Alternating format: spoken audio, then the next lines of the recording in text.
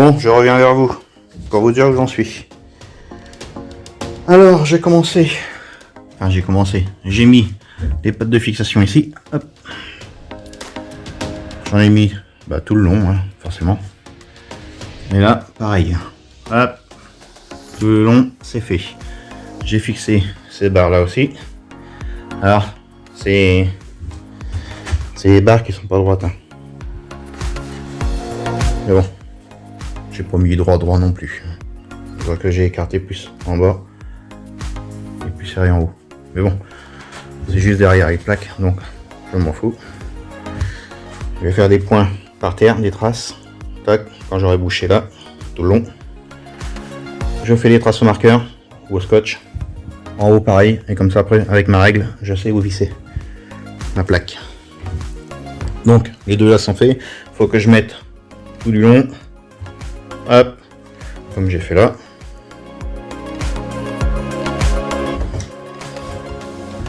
Ce que j'ai fait, donc je vous ai dit tout à l'heure que j'ai tout peint une fois que c'était sec, traité anti-rouille. Faut que je pense à percer mes renforts pour les fixer avec mes... J'ai racheté des vis auto-foireuses, auto-visseuses, enfin auto-perce. Merde, elles sont où? Ah, elles sont là, les grandes. Donc, auto-foireuse en 48 par 50. Donc ça fera largement assez. Ça fait ça, des belles vis. Et du coup, pour venir fixer ici, ouais, il y a largement ce qu'il faut. Au moins c'est des grosses, ça bouge pas, elles sont bien costauds. Je vais pré-percer et ensuite les enfoncer. Qu'est-ce que je voulais vous dire? Oui, alors, des sachets comme ça.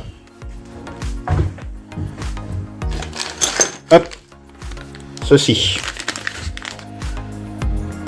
Donc à Casto, hein, c'est pas de fixation là que j'ai mis. Là vous en avez 20. 20 pour 4,10 €, je crois. Ouais. Un truc du genre. Ouais. Donc là il y en a 20. Et moi ce que je veux, c'est mettre au plafond pour gagner de la hauteur, bien sûr. Pour pas, je me suis cassé le cul pour gagner la hauteur, c'est pas pour en perdre. Donc, en gros, ça va venir comme ça. Une d'un côté comme ça, et une de l'autre aussi. Donc, je vais venir au ras, ici, fixé. Je vais perdre juste l'épaisseur d'1 millimètre.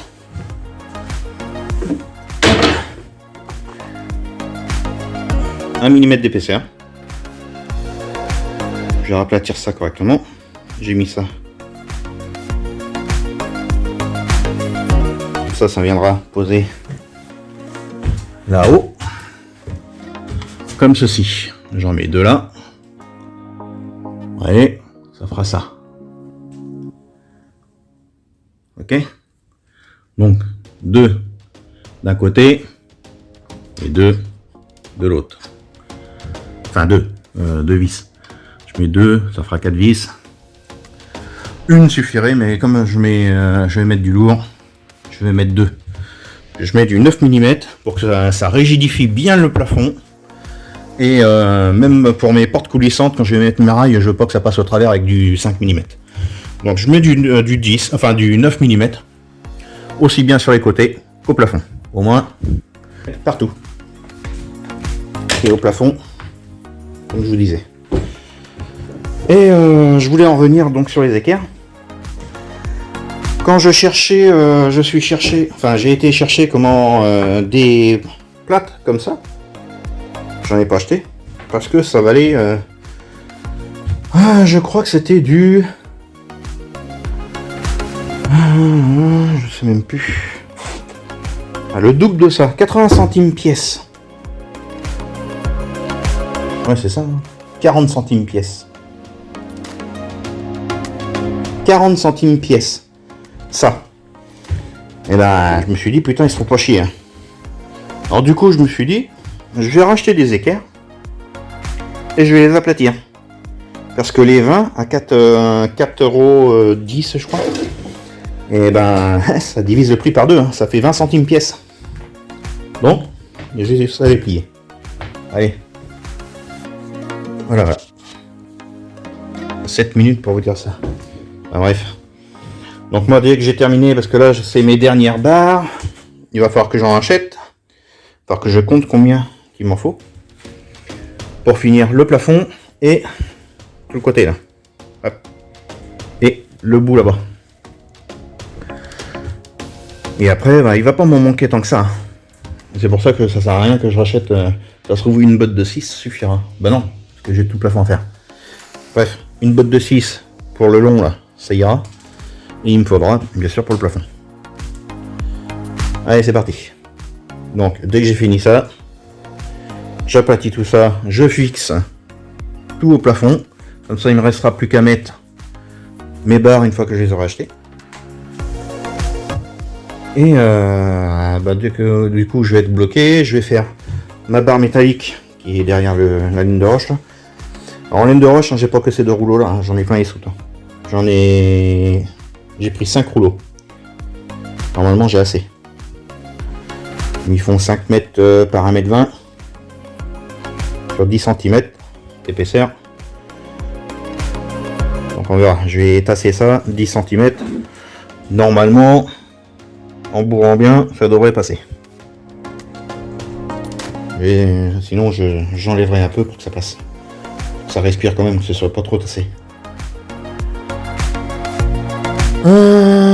Du coup, j'ai dit, ouais, ben, dès que je suis bloqué, je fais la laine de roche. Je viens la poser. Et après, il me restera plus qu'à déballer mon multicouche et venir agrafer ça par-dessus. Et commander mes plaques de contreplaqué pour tout mettre. Alors au début j'avais pensé mettre, quand j'ai fait le couloir, je me suis dit bah tiens, pour renforcer le couloir, vu que mon patron il avait des plaques comme ça qui traînaient dehors et qui voulait foutre à la benne, je me suis dit je vais les récupérer, je vais les mettre en renfort dessous, sous ces plaques là. Et tout compte fait, non. C'est largement assez solide.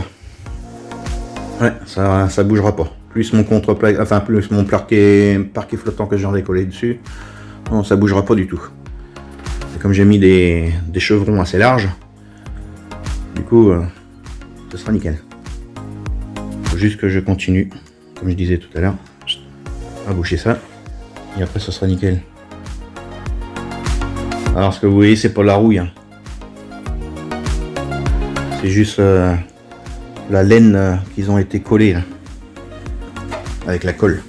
Du coup ça fait noir parce que celle-ci, ça c'est de la mousse et là c'est de la laine. Et moi la laine je l'enlève parce que c'est moins isolant que la laine de roche. Voilà. Le bus, enfin le car de voyage n'a pas de rouille. Juste 2 points. Une au-dessus de la porte là à la carte, dans le coin. Et une sur la grille. Et bien sûr 2-3 petites rouilles quand ça a été plié, posé, quand ils ont enlevé les grilles d'aération. Je sais pas pourquoi faire là. Bref, ils ont posé ça et pour l'entretien sûrement. Et ça a été abîmé. Sinon il est pas rouillé. Il faut que je repasse un coup ici parce qu'en plein soleil, ça se voit quand même. Ouais, là c'est mal fait. Hein. Je repasse un coup. Bon, bah voilà. Je vais vous faire voir aussi quand même la deuxième couche de peinture que j'ai mis aux jantes. Donc je vous tiens. Voilà.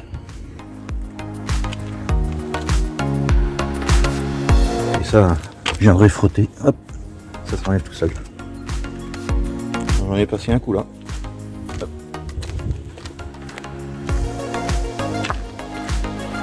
Alors forcément, il est sale avec le sable qui est tombé. Hein. Faut que je pense aussi à redresser les deux bosses là. 2 bosses avant d'isoler le plafond.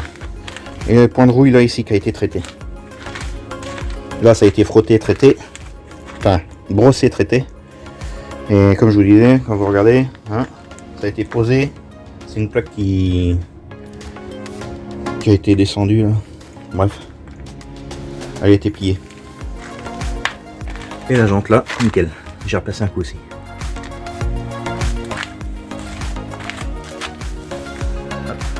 Ça fera beaucoup plus propre. En venant brosser ça légèrement le pneu, ça va s'enlever et ça fera un pneu propre, nickel. Et les pneus sont pas vieux, hein, ils sont neufs. C'est du Michelin, 4 saisons. Allez, il y a l'avant, j'ai pas passé parce qu'ils sont super bien faits. Alors, vous voyez le sable. Et ça c'est pareil, on va les repeindre. Ça fait dégueulasse. On va les repeindre. Allez, je m'y remets. Je vais plier mes pattes, les fixer. Et après, ben, terminer mes... Hop. Terminer mes lattes là. Et ensuite, de les poser. Et ensuite, hop, je vais plaquer ma laine de roche. Allez, ciao.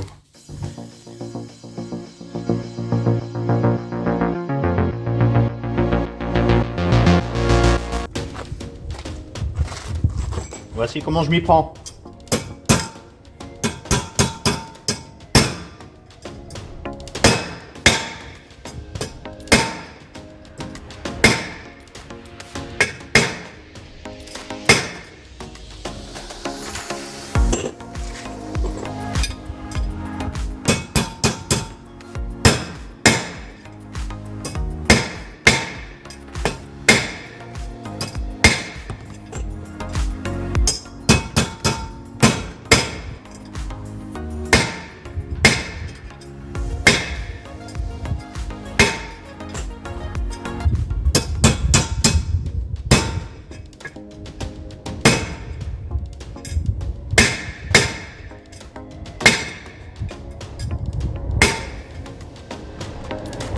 Vous voyez le résultat?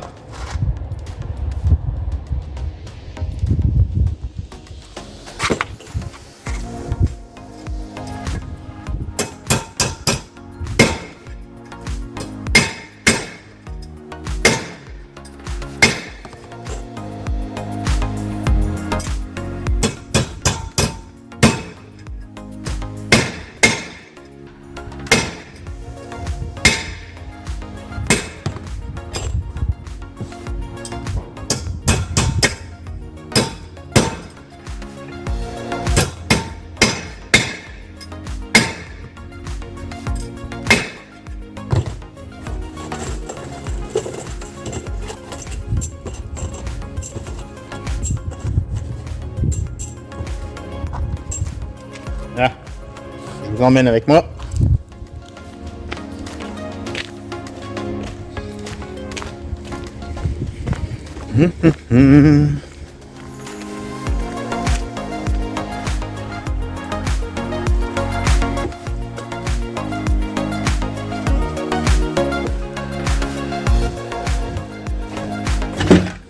Oui, j'en ai déjà fait pas mal.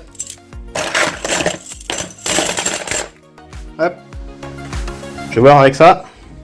Sinon, bah, je sais qu'il m'en reste une là. Allez. C'est parti. J'ai fixé ça au plafond. À tout à l'heure.